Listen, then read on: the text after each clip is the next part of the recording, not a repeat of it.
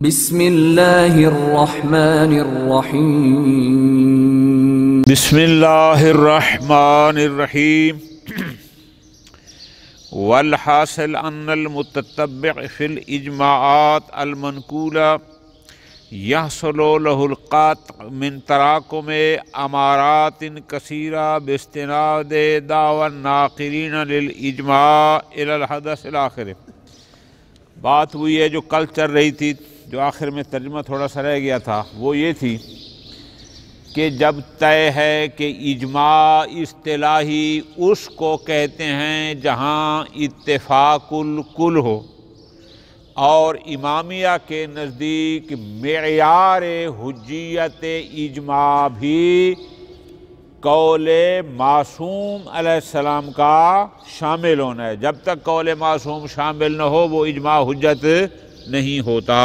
خوب، دو باتیں مل کے تو ہوتا ہے، لیکن یہ ساری باتیں کل والی ہیں کہ ہم دیکھتے ہیں کہ بہت سارے لوگ دعویٰ ہائے اجماع کر دیتے ہیں، حالانکہ انہی کے زمانے میں لوگ ان کے مخالف بھی موجود ہوتے ہیں یا ان سے پہلے کے، تو یہ کیوں کرتے ہیں؟ تو کل سے شیخ اعظم اس نکتہ کو بار بار بیان فرما رہے ہیں کہ یہ دعویٰ ہائے اجماع در حقیقت ان کا اپنا حدث ہوتا ہے۔ وہ کس بنیاد پر؟ وہی تین چار باتیں۔ یا تو انہوں نے دیکھا کہ علاقے اس زمانے کے تمام معروف علماء اس حکم پر متفق ہیں، انہوں نے یہ حدث لگایا، اس کا مطلب ہے سارے اس پر متفق ہیں۔ یا انہوں نے دیکھا کہ فلاں جو بندے ہیں جو ان کے نزدیک اس معیار کے ہیں کہ اگر یہ چار متفق ہو تو باقی بھی سارے متفق ہوں گے، وہ اس سے حدث لگاتے ہیں الی آخری، یا سب نے روایات میں لکھا۔ تو اب بات وہی چل رہی ہے کہ یہ جو اس قسم کے دعویٰ اجماع ہیں، یہ وہ والا اجماع اصطلاحی حقیقی نہیں ہے کہ جو حجت ہوتا ہے، یہ وہ والا اتفاق الکل نہیں ہے جو کاشف قول معصوم ہوتا ہے، بلکہ یہ ان بزرگان کا اپنا ایک حدث ہوتا ہے، اور اسی بنیاد پر پہلے ایک کتاب میں دعوی اجماع فرما دیتے ہیں، لیکن ایک عرصے بعد خود ہی پھر اس حکم سے، اس فتویٰ سے ہٹ جاتے ہیں۔ تو یہ حدث محض ہے۔ یہ تتمہ باتیں کل ہو گئی تھیں، خالی ترجمہ رہتا ہے، اگلی بات نئی انشاءاللہ دوبارہ کرتا ہوں۔ والحاصل، خلاصہ یہ ہوا، شیخ اعظم فرماتے ہیں کہ ان المتتبع فی الاجماعات المنقولہ، اگر کسی شخص کے پاس ٹائم ہو اور وہ تحقیق کرے کہ جس بزرگ نے بھی اس قسم کے جہاں دعویٰ ہائے اجماع کیے ہیں، اگر وہ تحقیق کرے گا یحصل له القطع، تو اس متتبع کو، اس محقق کو ظن نہیں بلکہ قطع اور یقین حاصل ہو جائے گا۔ کس سے؟ من تراکم امارات کثیرہ، بہت سارے قرائن اس کو مل جائیں گے۔ کس بات کا اس کو قطع حاصل ہو جائے گا، کس چیز کا یقین ہو جائے گا؟ وہ یہ ہو جائے گا بے استناد دعوی الناقلین للاجماع، کہ یہ لوگ، یہ بزرگان جو جگہ جگہ دعوی اجماع کر رہے ہیں، یہ ناقلین اجماع، خصوصاً اذا ارادوا بہ اتفاق علماء جمیع الاثار، خاص کر ان کا دعوی اجماع میں ان کا مقصود کیا ہو کہ اس پر تو ہر زمانے کے سارے علماء متفق ہیں، کما هو الغالب فی اجماعات المتاخرین، جیسا کہ علامہ کے دعویٰ اجماع، یہ شہیدین کے دعویٰ اجماع، کہ یہ اجماع کا دعویٰ ایسے کرتے ہیں کہ جس سے پتہ چلتا ہے کہ یہ فرما رہے ہیں ہر زمانے کے تمام اس بات پر متفق ہیں۔ اگر کوئی شخص تحقیق کرے، تتبع کرے ایسے دعوی اجماعات میں، اس کو اس بات کا یقین ہو جائے گا کہ ان دعویٰ اجماع کا تعلق کس سے ہے؟ الحدث، یہ سارے دعویٰ اجماع حدثی ہیں، حصی نہیں ہیں۔ اور وہ حدث کہاں سے انہوں نے اندازہ لگایا؟ فرماتے ہیں وہ حدث الحاصل من حسن الظن بجماعت ممن تقدم علی الناقل، کہ یہ بزرگ جو دعویٰ اجماع کر رہا ہے اس سے پہلے کچھ لوگ گزرے تھے، ان کے بارے میں اس کا حسن ظن یہ تھا کہ اگر یہ متفق ہیں تو سمجھو سارے متفق، اور اس حسن ظن کی بنیاد پر اس بزرگوار نے دعوی اتفاق الکل کر دیا، دعوی اجماع کر دیا۔ یا او من الانتقال من الملزوم الی لازم ہی، یا اس کا اپنا اجتہاد یہ تھا کہ فلاں اور فلاں شے کے درمیان ملازمہ ہے۔ پوری توجہ میری جان، کیسے؟ یہ مثالیں ساری آپ پیچھے پڑھ رہے ہیں۔ مثلا اس کا خیال یہ تھا کہ جو بزرگ جس روایت کو اپنی کتاب میں نقل کرتا ہے تو اس کا مطلب ہے وہ اس کا عامل بھی ہے اور اسی کے مطابق فتویٰ بھی دیتا ہے۔ تو اس نے دیکھا فلاں نے اس روایت کو لکھا، آگے اس کا اپنا اجتہاد تھا، جب لکھا ہے تو اس کا مطلب اس کا فتویٰ بھی یہی ہوگا۔ یہاں سے اس نے حدث لگایا، اچھا فلاں کا بھی یہی ہے، فلاں کا بھی یہی ہے۔ یہ سارے دعویٰ اجماعات حدثی ہیں، حصی نہیں ہیں۔ پس وَعَلَى هَذَا، توجہ میری جان، عَلَى هَذَا سے مراد کیا ہے؟ اب جب ہم نے گزارش کر دی کہ اگر تحقیق کریں گے تو آپ کو پتہ چل جائے گا کہ یہ اکثر اجماعات کے جو دعوی ہیں یہ سارے کے سارے حدثی ہیں، حصی نہیں ہیں۔ يُنَزَّلُ الْإِجْمَاعات المتخالفہ من العلماء ما اتحاد العصر، ہم دیکھتے ہیں کہ ایک ہی صدی کے بزرگوار ہیں، ایک دعوی اجماع وجوب پر کرتا ہے، دوسرا دعوی اجماع مثلا عدم وجوب پر کرتا ہے، او تقارب العصرین، یا ان کا زمانہ قریب قریب کا ہے لیکن ایک دعوی اجماع کچھ اور کرتا ہے، دوسرا دعوی اجماع کچھ اور کرتا ہے۔ خوب، وَعَدَمِ الْمُبَالَغَةِ كَثِيرًا بِإِجْمَاعِ الْغَيْرِ، اور ہم دیکھتے ہیں کہ ایک بندہ جب فتویٰ دے رہا ہے وہ دوسرے کے دعوی اجماع کی پرواہ ہی نہیں کرتا، والخروج عنہ، اور ادھر جاتا ہی نہیں ہے، کیوں؟ لے دلیل، وہ اپنی دلیل دیتا ہے۔ تو پس ہم سمجھ جائیں گے کہ اگر یہ اجماع اصطلاحی حقیقی ہوتا، اگر یہ اجماع وہ والا اتفاق الکل ہوتا جو کاشف قول معصوم ہے، تو کبھی کوئی اور اتنا جلدی اس کے مقابل میں نہ آتا، اس کی مخالفت۔ تو اب یہ نشانیاں ہیں، یہ قرائن ہیں، یہ امارات ہیں کہ ایک فقیہ دوسرے کے اجماع کی پرواہ نہیں کر رہا، اس کا مطلب ہے اس کا وہ اجماع حدثی تھا کہ جو قابل اعتنا نہیں ہوتا۔ اسی طرح فرماتے ہیں وَقَضَى دَعْوَى الْإِجْمَاعِ مَعَ وُجُودِ الْمُخَالِفِ، ایک فقیہ دیکھ بھی رہا ہے کہ فلاں کا فتویٰ میرے خلاف ہے اور اس کے باوجود بھی دعوی اجماع کر رہا ہے، تو ہمیں پتہ چل جائے گا کہ اس کا یہ دعوی اجماع یقیناً اتفاق الکل والا اجماع اصطلاحی نہیں بلکہ یہ اس کا اجماع حدثی ہے۔ فَإِنَّا مَا ذَكَرْنَا فِي مَبْنَى الْإِجْمَاعِ، یہاں پر کلوز کریں، بات ختم۔ پس وہ جو بات اٹھی تھی کہ علماء جگہ جگہ دعوی اجماع کرتے ہیں اور ادھر پتہ بھی ہوتا ہے کہ یہ اتفاق الکل، تو ہم نے اس کو ان پر حمل کیا کہ یہ دعوی اجماع، یہ سارے اجماعات حدثی ہیں، حصی نہیں ہے۔ یہ اس کا اپنا حدث ہوتا ہے، یا حسن ظن کی بنیاد پر، یا شہرت کی بنیاد پر، یا اتفاق معروفین کی بنیاد پر الی آخرہ۔ فرماتے ہیں فَإِنَّمَا ذَكَرْنَا فِي مَبْنَى الْإِجْمَاعِ، یہ جو دعوی اجماع ہیں کس بنیاد پر کیے گئے ہیں؟ ہم نے جو وجوہات پیش کی ہیں من اصح المحامل، جس پر ان کے دعوی اجماع کو حمل کیا جاتا ہے، سب سے بہترین مہم یہی ہے جو ہم نے بیان کیا کہ وہ ان بنیادوں پر دعوی اجماع کر دیتے ہیں۔ المنافع لبناء دعوی الاجماع علی تتبع الفتاوی فی خصوص کیوں ایک اجماع وہ ہوتا ہے کہ ایک مسئلہ میں وہ تمام فقہا کے اقوال کا تتبع کریں اور پھر اتفاق الکل کریں، وہ اور چیز ہے۔ حدث کی بنیاد پر، شہرت کی بنیاد پر دعوی اجماع کرنا یہ اور چیز ہے۔ پس یہاں تک کا خلاصہ یہ ہو گیا کہ ایسے دعویٰ اجماع سارے حدثی ہوتے ہیں، اس فقیہ کا ایک حدث ہوتا ہے۔ اب وہ حدث کہاں سے کرتا ہے؟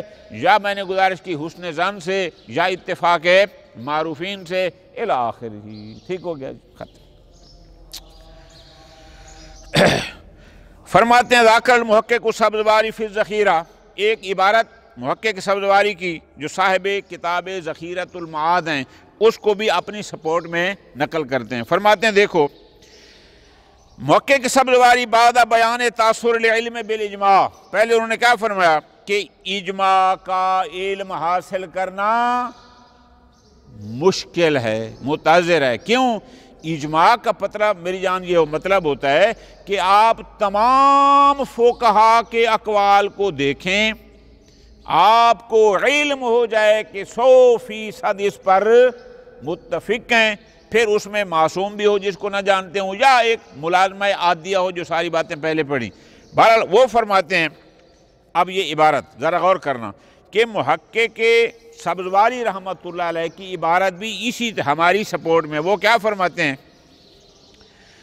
اِنَّا مُرَادَهُمْ بِالْإِجْمَاعَاتِ الْمَنْقُولَةِ فِي كَثِيرٍ مِّنَ الْمَسَائِلِ بَلْ فِي أَكْثَرِهَا، کہ ہم دیکھتے ہیں کہ ہمارے بزرگان اکثر مسائل میں کوئی نہ کوئی دعوی اجماع کرتے ہیں، جو ایسے اجماعات منقولہ ہیں لا یکون محمولا علی معناہ الظاہر، اس اجماع کو اس کے اپنے معنی ظاہری پر حمل نہ کریں۔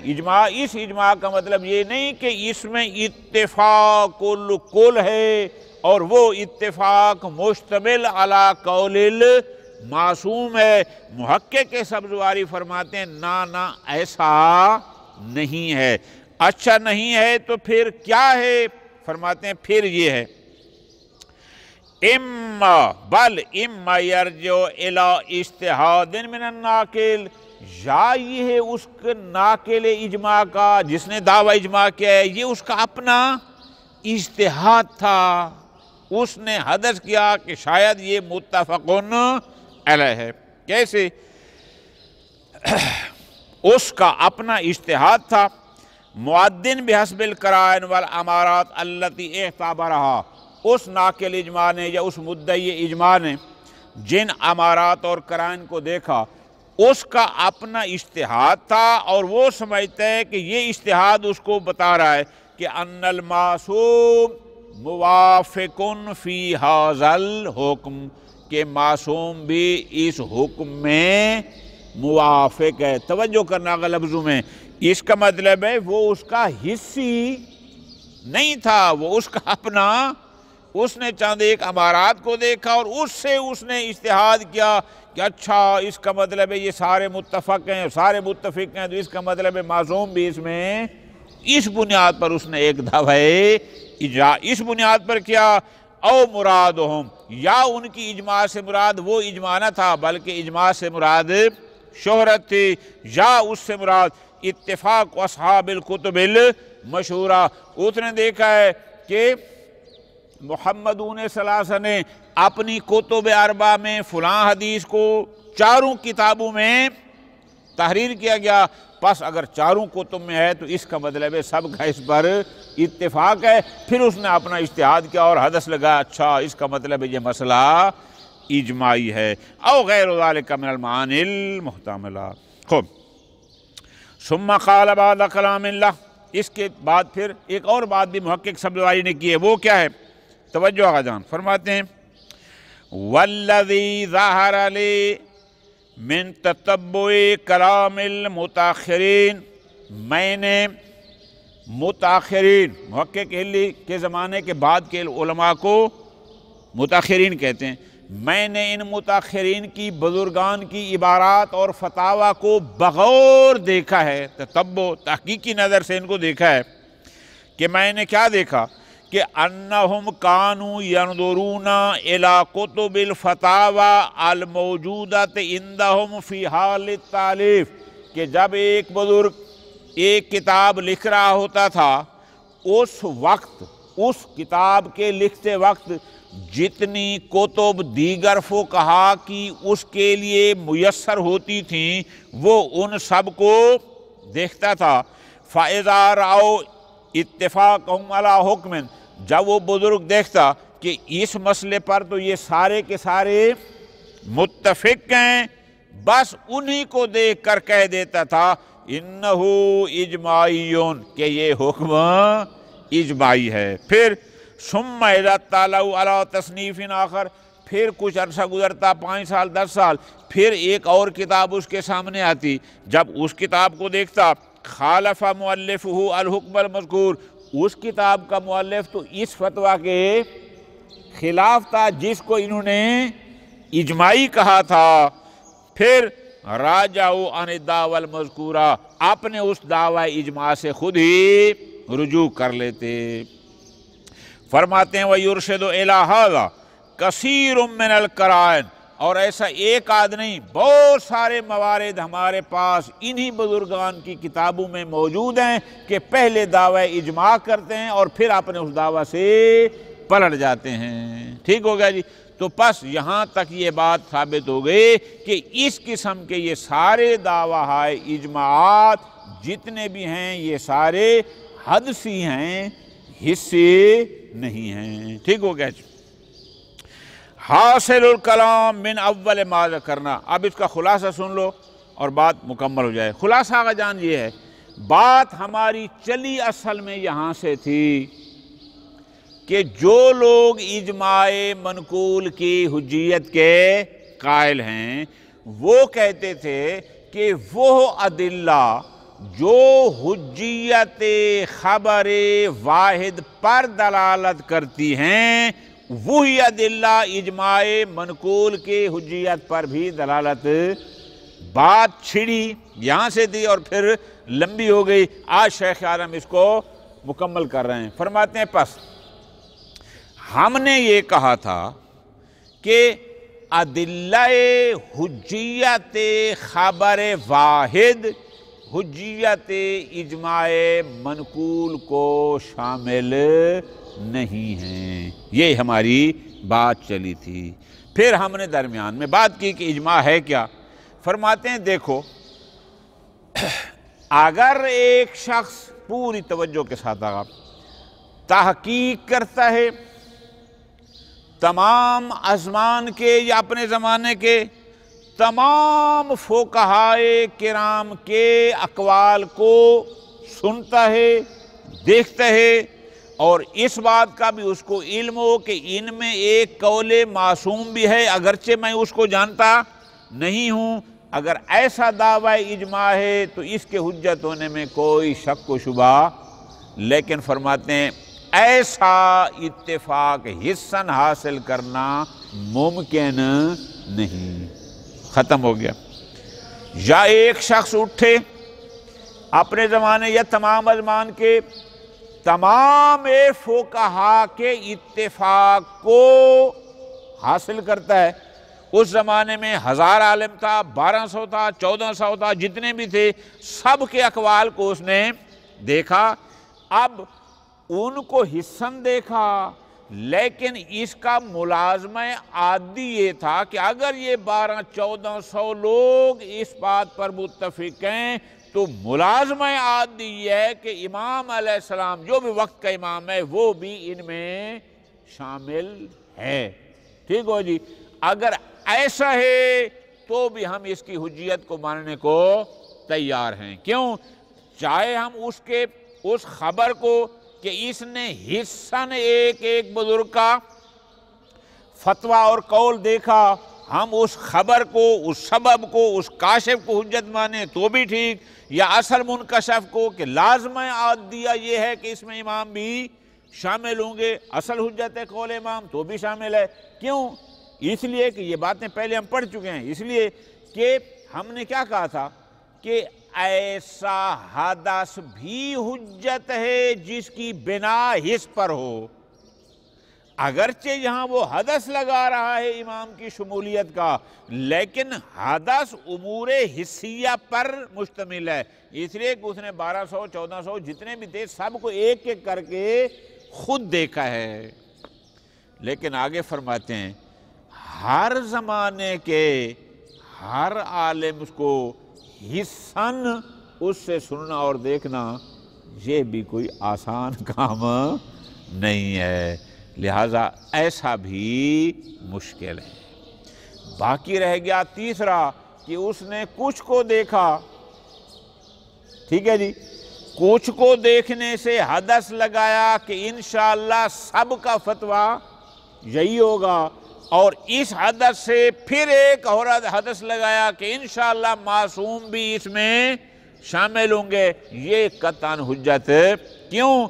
چونکہ جو حدث شمولیت قول معصوم کا وہ لگا رہا ہے وہ حدث کسی امر حسی پر مبتنی نہیں ہے، بلکہ وہ حدث ایک اور حدث پر مستند ہے، یعنی پہلے 100 بندے کو دیکھا، 100 بندے سے حدث لگایا کہ انشاءاللہ 5 کے 500 کا فتویٰ یہی ہوگا، یہ حدث ہو گیا۔ اب جب حدث ہو گیا پھر اس سے ایک اور حدث لگایا کہ انشاءاللہ امام بھی اس میں شامل ہوں گے، تو جو حدث سے لیا گیا ہو وہ حجت نہیں ہوتا۔ اس لیے کہ ہم نے بار بار کہا ہے کہ خبر واحد حسی، خبر واحد حسی حجت ہے، حدثی حجت ہاں اگر حدثی مشتمل علی الحس ہو، مثالیں وہی جو بار بار دی ہیں کہ اگر ایک شخص بیچارے کو پتہ نہیں تھا، وہ کہتا ہے جی آغا حیدر عباس عادل ہے، اس نے ظاہری شکل دیکھی، داڑھی رکھی ہوئی ہے، مسجد میں بھی آ جاتا ہے، طالب علم بھی ہے، ان آثار سے اس نے کیا حدث لگایا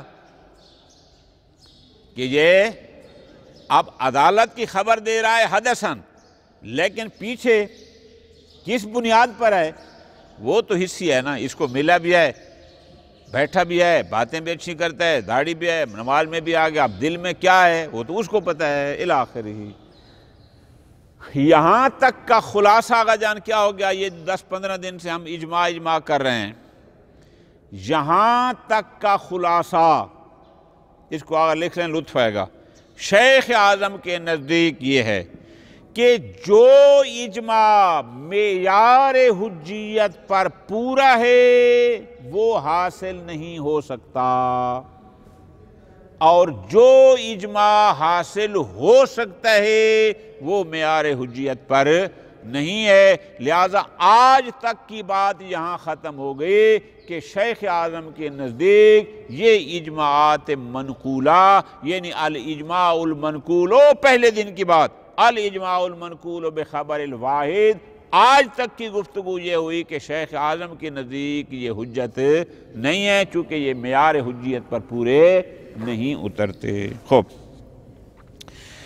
حاصل الکلام من اول ما ذکرنا الی ہنا، جب سے اجماع کی بات شروع کی ہے وہاں سے لے کر آج تک کا خلاصہ۔ توجہ میری جان، خلاصے میں وہی آخری بات جو میں نے گزارش کی، خلاصے میں کیا کہہ رہے ہیں؟ خلاصے میں یہ فرما رہے ہیں کہ جو اجماع معیار حجیت پر پورا ہے وہ ان مدعی اجماعات کو حاصل نہیں ہے، اور جو اجماع حجت ہے وہ ان کو حاصل نہیں ہے، اور جو انہوں نے حاصل کیا ہے وہ معیار حجیت پر پورا نہیں ہے، لہذا الاجماع المنقول بخبر الواحد، فی الحال ہم اس فیصلے پر پہنچے کہ یہ حجت نہیں۔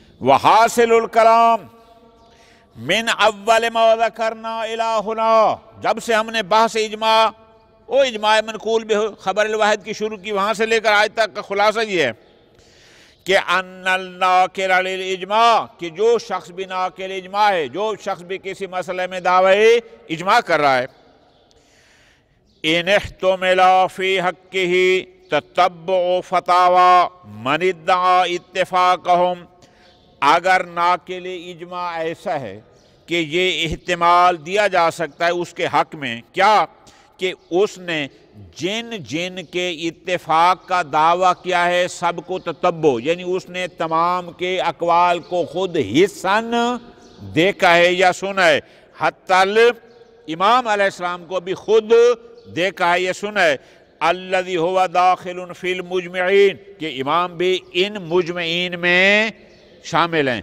اگر تو اس ناقل اجماع کے بارے میں ایسا احتمال ہے فلا اشکال فی حجیت، اس اجماع کے حجت ہونے میں، اس اجماع منقول کی حجیت میں کوئی شک نہیں۔ خوب، وفی الحاقہ بالخبر الواحد، اور یہ اجماع منقول وہ حجیت میں خبر واحد کے ساتھ ملحق ہے، جیسے وہ حجت ہے ویسے یہ حجت ہے۔ کیوں؟ اس لیے کہ لا یشترط فی حجیت ہی معرفت الامام علیہ السلام تفصیلاً، چونکہ اس میں یہ معیار نہیں ہے کہ حتماً یہ شخص امام کو بھی جانتا ہو، یا اس وقت وہ جب سن رہا تھا پتہ ہو کہ یہ امام کہہ رہے نا، ایسی کوئی بات یہ ہے کہ امام سنا ہو لیکن اس کے شخص کو جاننا یہ تو کوئی شرط نہیں۔ پس اگر کوئی اجماع منقول اس قسم کا ہے، اس کی حجیت میں لا اشکال، لیکن فرماتے ہیں لیکن ھذا الفرض مما یعلم بعدم وقوعہ، لیکن ایسا اجماع اس کے عدم وقوع کا ہمیں علم ہے کہ ایسا اجماع واقع ہوا ہی، یعنی یہ لوگ جنہوں نے دعویٰ اجماع کیا ہے انہوں نے ایسا اتفاق اور حاصل ہی نہیں کیا۔ کیوں؟ ان المدعی للاجماع لا یدعیہ علی ھذا الوجہ، یہ جو مدعی اجماع ہیں وہ بھی یہ نہیں کہتے کہ ہم نے تمام فقہا کے اقوال کو دیکھا حتیٰ کہ قول معصوم کو دیکھا تب دعوی اجماع کرے، نہ وہ تو خود بھی ایسا دعویٰ نہیں کرتے۔ لہذا جو معیار حجیت پر پورا تھا وہ حاصل نہیں، ختم۔ اب اس کے بعد آ گیا دوسرا مرحلہ، فَإِنِ احْتُمِلَ فِي حَقِّهِ تَتَبُّعُ فَتَاوَى جَمِيعِ الْمُجْمَعِينَ، اگر اس ناقل اجماع کے بارے میں یہ احتمال دیں کہ اس بندے نے کیا کیا، اس نے یہ کیا کہ جتنے بھی بزرگان تھے، جتنے بھی فقہا تھے اجماع والے، ان سب کے فتاویٰ کو اس نے خود حصاً دیکھا، تتبع کیا۔ والمفروض، اور فرض ہم یہ کرتے ہیں چونکہ اس زمانے میں میں نے آپ کو مثال بڑی آسان دی کہ 1400 فقہا تھے اور اس نے سب کے اقوال کو فتاویٰ کو حصاً دیکھا، اس پر تحقیق کی۔ اب فرض کیا ہے کہ ان ظاہر من کلامہ ہوا اتفاق الکل، اس کا مطلب ہے کہ یہ فرما رہے ہیں کہ اس پر تمام کے تمام جتنے بھی تھے سارے متفق ہیں۔ اگر سارے متفق ہوں، توجہ جان، اتفاق الکل المستلزم عادتاً لموافقت قول الامام علیہ السلام، تو اس کا لازمہ عادی یہ ہے کہ امام علیہ السلام بھی ان میں شامل، یعنی اگر 1-2 صدی میں 1400 فقہا ہیں اور 14 کے 1401 حکم پر متفق ہیں تو لازمہ عادیہ یہ ہے کہ امام علیہ السلام بھی اس میں شامل ہوں گے۔ خوب، پس اگر ایسا احتمال ہے فظاہر حجیت خبر ہی للمنقول الیہ، تو اس کا مطلب ہے جس کے لیے وہ جو ہم لوگ ہیں دعویٰ اجماع دوسرے نے کیا نا، جو ہم منقول الیہ ہیں، ہمارے لیے بھی ان کی یہ خبر اور ان کا یہ دعویٰ اجماع حجت ہوگا، ہم بھی اس کو بطور دلیل لے سکتے ہیں۔ خوب، سواء جعلنا المناط فی حجیت ہی، چاہے ہم اس کی حجیت میں معیار بنائیں تعلق و خبر ہی، اس کی خبر کو، کہ یعنی ہم سبب کو، مخبر کی خبر کو اس کو معیار قرار دیں کہ جو خبر کاشف ہے قول معصوم کو۔ کیوں؟ الذی ہوا من الامور المحسوسہ، اس لیے کہ یہ جو خبر دے رہا ہے یہ امور محسوسہ سے ہے۔ اس نے فرض کیا کہ 14 کے 1400 علماء کے اقوال میں حصاً خود تتبع کیا ہے، کوئی حدث نہیں ہے، لہذا اس کی یہ خبر اجماع حصی ہے، حدثی نہیں ہے۔ خوب، المستلزمت ضرورتاً، اب جب یہ امور محسوس ہیں اس نے 1400 اقوال میں تتبع کیا، خود کیا، حسن کیا، اب اس کا لازمہ یہ ہے کہ اس پر ایک امر حدثی ہو۔ وہ حدث کیا ہوگا کہ قول الامام علیہ السلام۔ پس ہم اس خبر کو معیار حجت بنائیں تو بھی یہ اجماع حجت ہے۔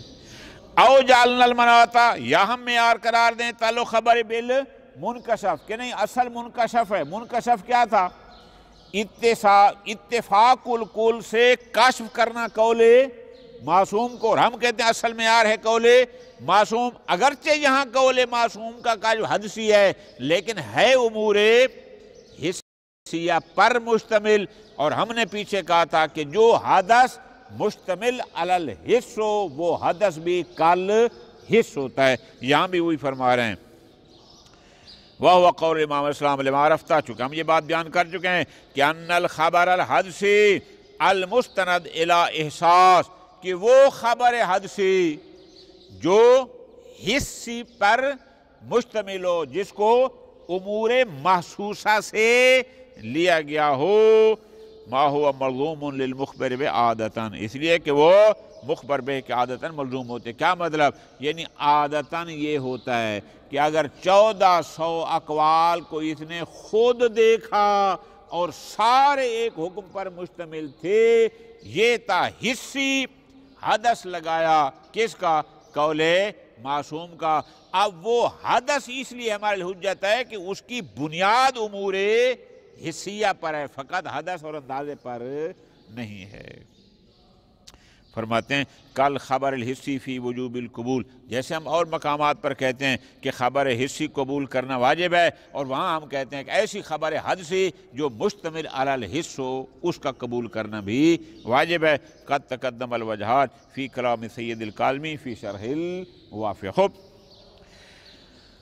اچھا، اگر ایسا دعویٰ اجماع ہے تو اس کے حجت ہونے میں بھی کوئی شک، پھر بات آئے گی کہ آیا ایسا اجماع ہے صحیح؟